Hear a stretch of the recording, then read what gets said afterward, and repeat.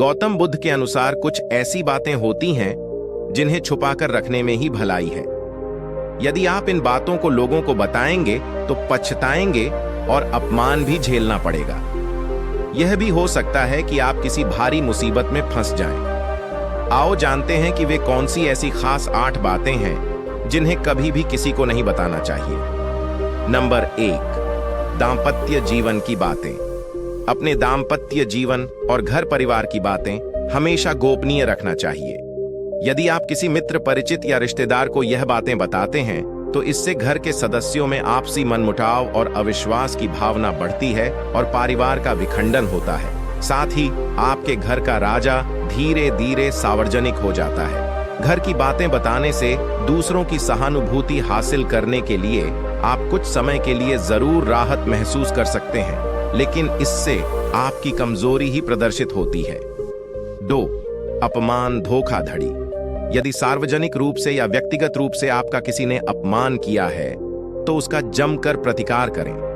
यह भी याद रखें, यदि आप अपने अपमान को प्रचारित करेंगे तो फिर कई लोग आपका अपमान करने लगेंगे, क्योंकि लोगों को आपके साथ कभी सहानुभूति नहीं रहती है। जो लोग किसी की सहानुभूति अर्जित करना चाहते हैं वही अपने अपमान के बारे में किसी से चर्चा करते हैं। दूसरा यह कि खुद के साथ हुई धोखाधड़ी को भी हर किसी को नहीं बताते रहना चाहिए।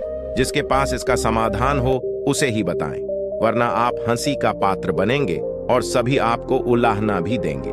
3, आर्थिक हालात। आप अपने घर के आर्थिक हालात पर किसी से चर्चा न करें। धन को गुप्त रखें। लोग जानना चाहते हैं कि आप कितना कमाते हैं।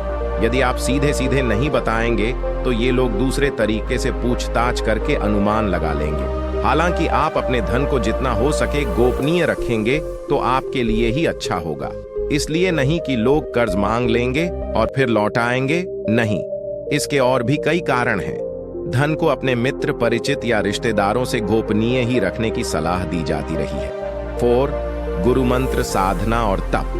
यदि आपने किसी योग्य गुरु से दीक्षा ली है तो उसके द्वारा दिया गया गुरु मंत्र गोपनीय रखें। हालांकि गुरु मंत्र कई प्रकार के होते हैं, जैसे किसी ने आपको कुछ ज्ञान दिया या कुछ हुनर सिखाया, वह भी गुरु मंत्र है।